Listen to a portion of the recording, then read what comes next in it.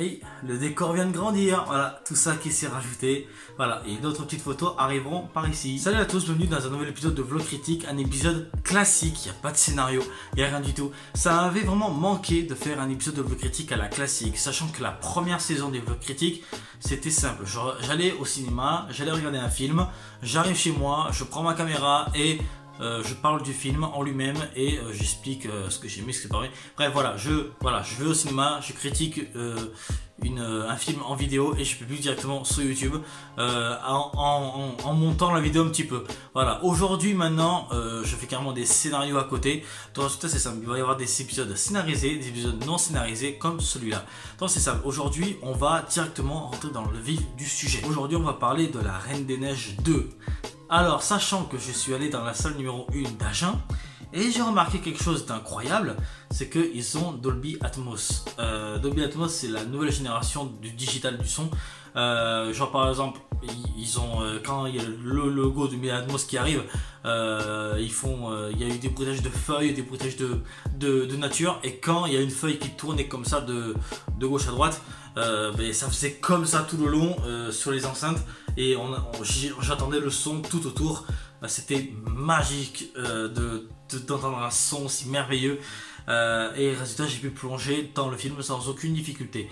Alors c'est simple, on allait voir avec deux amis à moi La Reine des Neiges 2, on en est sorti vraiment extrêmement content, très fier que cette suite soit à la hauteur, malgré que Disney et les suites c'est pas vraiment leur fort, les suites faut dire ce qui est, mais sinon qu'est-ce que j'en ai pensé? Quelques mois ont passé après le premier, parce que je pense que ça se voit que ça se passe juste quelques mois, vu que en fait à la fin du premier on se retrouve en été, donc là on se retrouve carrément en automne, on se retrouve je pense dans les environs de septembre, peut-être fin septembre, même octobre, vu la couleur des arbres. On se retrouve donc quelques mois plus tard, tout le monde est heureux, etc. Donc bon, voilà, donc le fait que les deux sœurs Anna et Elsa ont vécu une enfance séparée pendant des années, là maintenant vu qu'elles sont toutes les deux, voilà, on n'arrive pas à les décoller, elles sont collées vraiment. Ils sont vraiment heureux de la vie qu'ils mènent enfin, que tout soit bien, qu'ils sont heureux, qu'ils sont tous ensemble, que par exemple tous les soirs avant d'aller dormir par exemple ils s'amusent, ils font des jeux de société, bref voilà, vraiment ils s'amusent, ils profitent de leur vie à fond, de tout ce qui leur reste, et donc ils profitent vraiment à fond quoi. Mais malheureusement Elsa entend des voix, une mélodie, elle sait pas du tout d'où ça vient, mais juste avant, au début du film on a parlé d'une forêt enchantée, et Elsa, Anna, Christophe, Sven et Olaf partent pour la forêt enchantée pour savoir d'où vient cette mélodie. Bref, ça c'est le synopsis du film, je vais pas en dire plus parce qu'il va y avoir une partie sans spoil et avec spoil. C'est parti pour la critique sans spoil. Je vais essayer de spoiler le moins possible. Si vous voulez absolument avoir du spoil sans regarder le film, je vous conseille de swiper à ce timecode. Voilà, vous allez à ce timecode et il y aura les spoilers. C'est bon? Vous êtes quand même resté? On peut y aller. Le film vraiment commence déjà avec une chanson que je pense que vous connaissez bien, avec lequel a commencé le premier film. Donc quand vous attendez le début du deuxième film, vous vous rappelez du premier. Voilà, donc en tout cas, pour vraiment critiquer le film sans spoiler, juste quelques petits trucs, vraiment les chansons, par exemple vous avez Joueur du Grenier qui a critiqué le film en train de dire qu'il y avait trop de chansons. Non, il y en a 7 pour être précis, je pense qu'il y en a, oui c'est ça, il y en a 7 exactement. Donc moi je trouve ça ignoble qu'ils disent ça. Ensuite que les filles se reconnaissent en Elsa, parce qu'Elsa elle peut être faible ou un truc comme ça. C'est très bien, JDG très bien. Déjà avec le YouTube m'ennuie, t'as fait un drama, mais là tu continues. C'est pas le sujet de la vidéo. Bref, mais en tout cas, vraiment, donc les chansons sont vraiment magnifiques les unes les autres. Surtout une avec Christophe, on dirait vraiment genre, je sais pas, vous voyez donc les musiques romantiques avec un rythme de musique genre comme le groupe Queen un petit peu. Enfin un truc comme ça, genre musique romantique, guitare basse, un petit peu de guitare électrique derrière là, un peu de guitare et tout ça. Vraiment, c'est vraiment une belle chanson romantique. Parce que Christophe il essaie de faire quelque chose envers Anna pendant le film, ça on va revenir plus tard dans la partie spoiler. Sinon voilà, ensuite l'animation est à son sommet, l'animation est supérieure au premier, largement, les couleurs sont bien exploitées. Vraiment, je trouve ça vraiment très joli visuellement. Le son est aussi très bien soigné. Ça m'étonne pas du tout envers Disney, vraiment. À part l'animation, même ça m'étonne pas vraiment. Mais en tout cas, voilà, genre dans le premier film, on pourrait y voir certains défauts. Là, sur ce second film, ils ont essayé peut-être de corriger quelque chose, mais en tout cas d'avoir une animation supérieure au premier. Ce second film dure, je pense, la même durée que le premier. Le premier durait 1h40, lui il dure 1h40, 1h43. Si on compte pas le générique, je pense qu'il dure à peine 1h30. Mais donc voilà, ensuite le film, on ne sent pas le temps passer. Vraiment, c'est du début à la fin. Vous arrivez à la fin, c'est vraiment génial. Vous arrivez à la fin et vous dites oh, putain, mais j'ai pas vu les 1h30 passer. Si vous enlevez le générique, évidemment. Ensuite, l'histoire, le scénario, je trouve qu'il est simple mais efficace. C'est un scénario que vous allez vous retrouver dedans, surtout très aidé par les chansons, par les paroles des chansons. Je pense que beaucoup d'entre vous pourront s'y retrouver dedans. Moi par exemple je me suis retrouvé dedans sur une chanson en particulier, mais en tout cas je ne veux pas vous spoiler, comme je vous ai dit, il y a une partie spoiler pour ça. Malheureusement je trouve que Christophe est très mal exploité. Par exemple, si on devrait faire une statistique par rapport à la présence des personnages dans le film, Christophe je pense qu'il serait dernier, parce qu'on le voit pas beaucoup sur le film, il sert pratiquement à rien. Olaf, les gens ils disent que ouais, Olaf il est chiant, non, là il a un humour beaucoup plus haut que le premier film. Là c'est vraiment un très bon humour. Ensuite il y a aussi une petite bestiole toute mignonne, je vous dis pas plus non plus parce que sinon je vais tout vous spoiler, mais en tout cas il y a une petite créature toute mignonne que vous allez adorer, je pense, qui va vous faire, ça va vous faire acheter des peluches, c'est sûr et certain. Ensuite l'émotion est là et la tristesse aussi. Je pense que vous allez peut-être verser une petite larme pendant ce film, parce qu'il y a un petit moment où je pense que vous allez devoir verser une petite larme. J'en dis pas plus toujours, c'est dans les spoilers que ça se passe. Je n'arrive pas à parler du film sans spoiler, donc on va passer à la partie spoiler. Ça va spoiler à mort, donc si vous voulez pas vous faire spoiler, c'est ici que la vidéo s'arrête. Je vous ai prévenu. C'est parti pour la partie spoiler. La fin, vraiment... ça va vraiment vous scotcher, parce que vraiment après tout ce qu'elles ont enduré pour être ensemble, finir de cette façon là le film, c'est bon, après c'était peut-être prévisible, mais sur le coup c'est bizarre en fait, parce qu'elles ont passé que quelques mois ensemble en fait, parce que sincèrement elles ont passé toute leur jeunesse séparée. Et là, on a l'impression qu'elles ont tout fait pour se retrouver, mais que ça n'a pas servi à grand chose en fait. Le film commence directement avec une très belle chanson, chantée par la mère de Anna et Elsa quand elles étaient petites.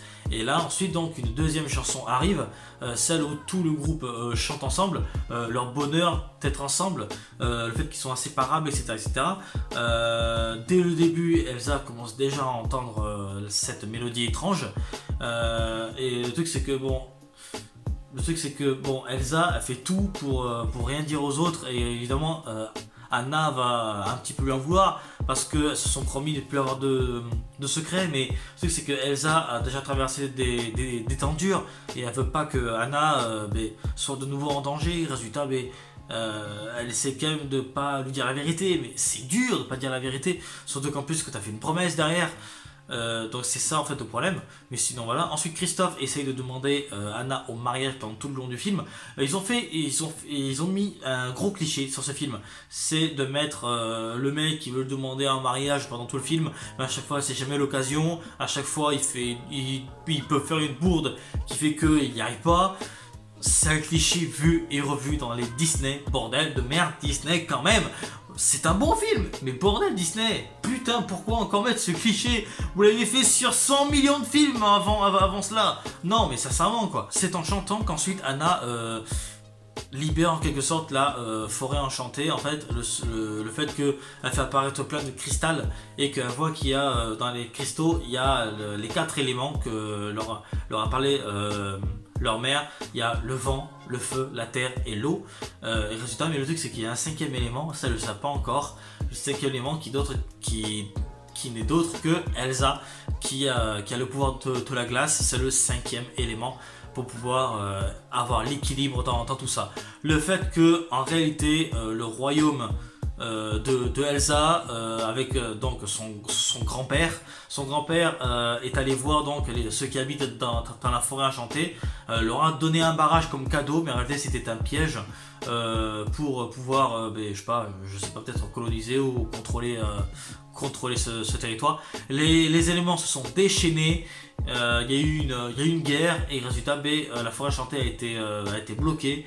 Certains soldats se sont retrouvés bloqués aussi à l'intérieur pendant une trentaine d'années. Et là, avec Anna, Elsa et les autres qui arrivent dans la forêt enchantée, ils arrivent à ouvrir le passage qui se referme derrière eux. Et parce qu'ils ont dû fuir le royaume avec tous les habitants, ils ont dû aller se cacher dans les collines parce que les éléments se sont déchaînés, le vent, l'eau, etc. C'est beaucoup plus le vent. Tout s'est déchaîné, le royaume était en grand danger, ils ont dû évacuer. Et c'est à ce moment-là que Anna, Elsa, Kristoff, Olaf et Sven sont tous partis direction la forêt enchantée pour régler le problème. C'est ensuite, avec une petite enquête, que Elsa va essayer de retrouver un lieu que leur mère leur a parlé quand elles étaient petites pour connaître la vérité. Et ensuite quand Elsa va connaître la vérité, c'est là à ce moment là qu'elle va se faire congeler et qu'elle va être considérée morte. Elsa meurt dans la Reine des Neiges 2, je ne déconne pas. Elsa meurt. Et Olaf, dès que Elsa est complètement comme ça, mais elle perd ses pouvoirs. Donc Olaf meurt dans les bras d'Anna alors qu'Anna lui dit je t'aime juste avant, et elle se retrouve bloquée dans une grotte sans aucun espoir. Elle est allée suivre Elsa au lieu de Kristoff, parce que Kristoff ne sait pas où est Anna et il s'inquiète beaucoup. Anna, elle, vu qu'elle a voulu suivre Elsa, Elsa a refusé que Anna la suive parce qu'elle veut la protéger, donc elle l'a envoyée dans un bateau de glace ailleurs. Mais le problème c'est que Anna a voulu rejoindre Elsa et sans faire exprès, elle a atterri dans un endroit qu'il fallait pas, d'où le fait qu'elle est rentrée dans cette grotte étrange. Voilà. Et au moment où elle meurt, elle envoie un dernier message à Anna, et c'est là ensuite où c'est la vérité que d'ailleurs l'eau a de la mémoire. Voilà, faut s'en souvenir, vous verrez pourquoi quand vous regarderez le film. Et c'est là donc où c'est la vérité que c'est Arendelle, leur royaume, qui a provoqué la forêt enchantée il y a genre une bonne... Oui, c'est ça, il y a une bonne trentaine d'années avec le grand-père. Et ils découvrent ensuite que la mère, donc leur mère, à Elsa et Anna, est en réalité elle-même le pouvoir du vent. Donc c'est pour ça que Elsa donc a des pouvoirs, parce que sa mère avait des pouvoirs et vient de cette forêt enchantée. Donc ça veut dire que la reine que vous avez vue dans le premier film, la mère de Anna et Elsa, pourquoi Elsa a des pouvoirs? Parce que leur mère est une sorcière du vent. Enfin, elle fait partie de l'élément du vent. Résultat, elle a donné naissance au 5e élément, sans même le vouloir. C'est fou ça. Elle a sauvé le roi quand il était petit, le jour où la guerre entre Arendelle et la forêt enchantée a eu lieu il y a environ 30 ans. Et on revient ensuite à Anna qui donc dit un gros je t'aime à Olaf avant qu'il disparaisse. Et ensuite on la voit dans la grotte où elle chante une chanson où elle est triste, elle est démoralisée, elle sait que sa sœur vient de mourir, et Olaf aussi dans ses bras. Elle est désespérée, elle en peut plus, elle est au bout de ses nerfs. Elle chante avec une tristesse, et à la fin de la chanson elle reprend confiance, elle se lève, et là elle fait vraiment donc elle a trouvé enfin la solution pour régler le conflit, pour que donc la forêt enchantée ne soit plus en danger pour Arendelle. C'est détruire le barrage et créer un tsunami qui va détruire Arendelle. Donc ça, elle n'a pas le choix. Mais le problème, c'est qu'en voulant détruire le barrage, elle a failli se faire tuer. Donc en fait, juste après qu'elle est sortie de la grotte, elle est devenue complètement inconsciente en fait. Vu que Anna vient de mourir, vu que Elsa vient de mourir, elle n'a plus rien à perdre. Elle a carrément plus rien à perdre, et elle se dit allez, on y go, ils peuvent me lancer un rocher dessus et que je crève, j'en ai rien à foutre, on dirait quoi. Enfin, on dirait que c'est vraiment ça qu'elle veut dire. Et résultat, vraiment, on a vraiment l'impression qu'elle veut mourir quoi. Et donc, grâce à Kristoff et grâce à tous les autres, ils arrivent à détruire le barrage. Évidemment, Elsa est libérée de cette sorte de malédiction. Parce que moi, je pense que c'est une sorte de malédiction, ce qui s'est passé. Elle a réussi donc à se libérer et avec ses pouvoirs à empêcher le tsunami d'arriver sur Arendelle. et ensuite pour revenir vers Anna après. Ce qui est bien, c'est que ça a une nouvelle robe, une robe blanche, et pour la première fois depuis le premier film, elle s'est détachée les cheveux et vous avez Elsa avec ses cheveux blancs, tout longs comme ça là, et elle est magnifique avec des cheveux longs quand ils sont pas attachés.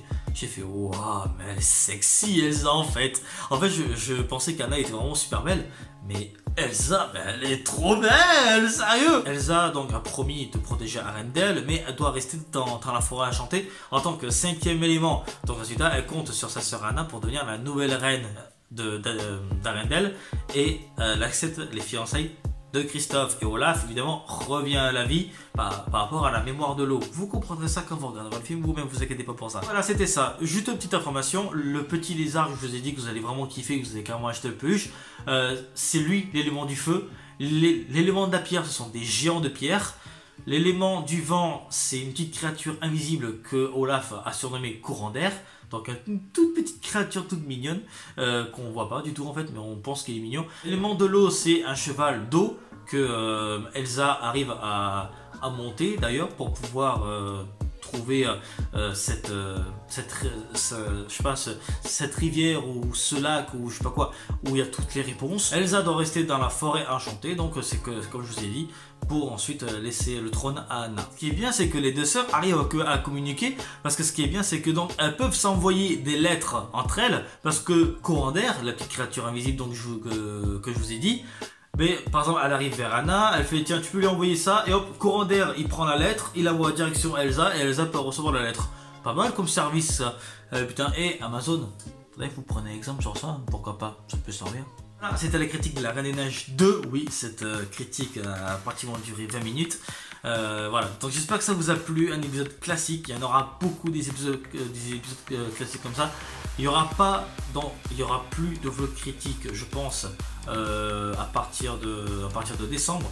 Le dernier vlog critique de l'année que vous allez voir, c'est le vlog critique sur Star Wars 9. Je vais aller voir Star Wars 9 et je vais le critiquer sur cette chaîne.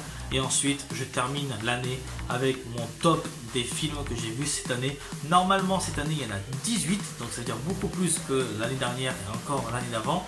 Sachez que ce top a été extrêmement dur à faire. Beaucoup de ces films n'ont pas été critiqués, donc c'est pour ça que la vidéo où il y aura le top sera peut-être un petit peu long, parce que je vais donner quand même mon avis vite fait sur les films que j'ai pas pu critiquer. Mais en tout cas, sachez que, au cas où je vous dis tout de suite, le dernier sur cette liste, c'est X-Men Dark Phoenix, c'est le dernier sur ma liste, c'est le 18e sur 18. Ça, je vous dis tout de suite, c'est le dernier, comme ça vous le savez. Et ensuite, quel a été mon premier, quel a été le film que j'ai préféré cette année, ça vous le saurez à la fin de l'année. J'espère que la vidéo vous a plu, je vous dis donc à la prochaine pour un épisode de Total Critique saison 2 que je n'ai pas encore finalisé, mais que je vais finir. La saison 2 doit se terminer depuis un an, j'ai toujours pas fini. Et ensuite, après cet épisode là, normalement il y aura peut-être le vlog critique sur Star Wars 9 qui sera en décembre. Et ensuite après ça, vous aurez mon top des films que j'ai vu cette année, que j'ai vraiment hâte de tourner pour vous, pour enfin vous annoncer quel est le film que j'ai préféré cette année. En tout cas moi, je suis vraiment content d'avoir fait un épisode classique de vlog critique et je vais en faire souvent. Bref, en tout cas c'est tout pour moi, je vous dis à la prochaine pour une future vidéo. Ciao.